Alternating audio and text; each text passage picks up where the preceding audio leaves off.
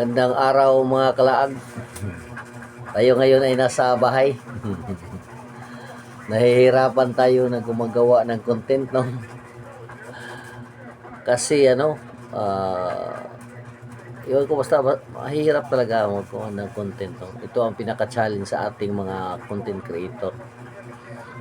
So ito lang guys, ano lang tayo, nag-uusap.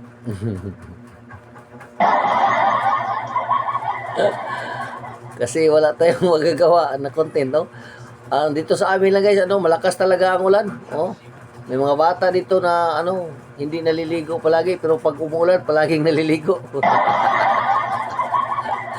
Masarap pa silang maliligo sa ulan kumpara sa maliligo sa kanilang bahay. Talaga masaya ang magtampisaw sa ulan, lalo na maalala na tayo pa ay ang mga bata pa noon. Kasi noon ako guys, talaga paborito ko talaga ng umulan. Yung lolo ko sa probinsya namin noon, ako ang inutusan ng magkuha ng mga aming kalabaw at saka baka na itinali namin sa mga puno ng niyog noon sa aming lupain.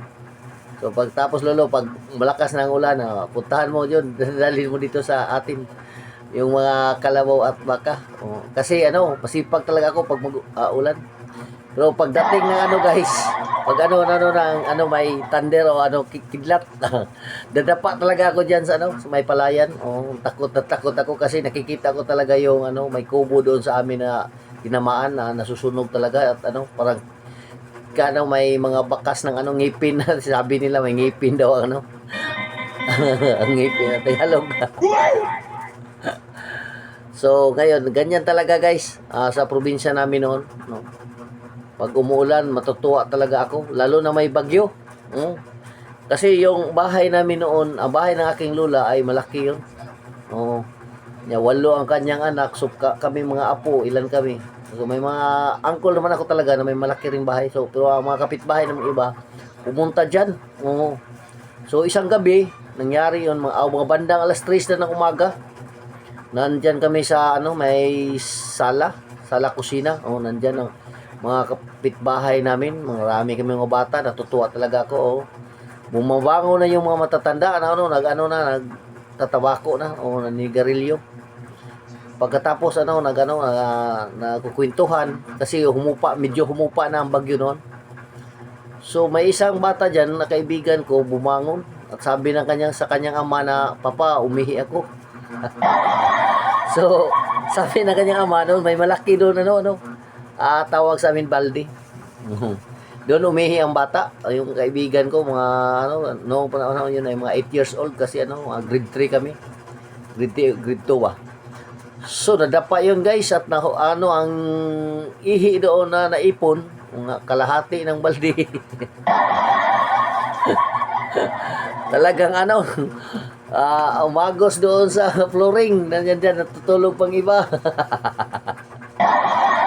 Na nagbakwasan ng hata. Katapos nagpunasan kami, yun ang na-experience na talagang hindi ko nalilimutan guys. Pero talagang masaya naman talaga yun, basta nagbabagyo kasi yung puso ng saging, yun ang ginagawa naming ulam. Nilagyan lang ng gata ng lubi. Pagka umagahan pumunta ka na doon sa labas, may maraming mangga na nahuhulog, o di kaya yung mga puno ng bunga ng niyog. So yan, dayan kami kumukuha at ang iba yung mga yung mga batang-bata pang nabunga ng saging, ginagawa naming lusak. Lagyan ng kanang kinudkod na niyog. Yan, masarap yan guys at may sugar o kamay. Yan sa tawag sa kuan. Tagang kain na diyan. Yan ang masarap sa amin yung experience ko doon pag magbagyo. Ligo kami at saka yung may kalabaw diyan di baka na hindi na nakatindig dahil sa gugutom at sa kalamig. Yan, kinakata yan. Sarap na sarap talagang ulam namin pag nagbabagyo. Yun lang guys, maraming salamat sa ating lahat.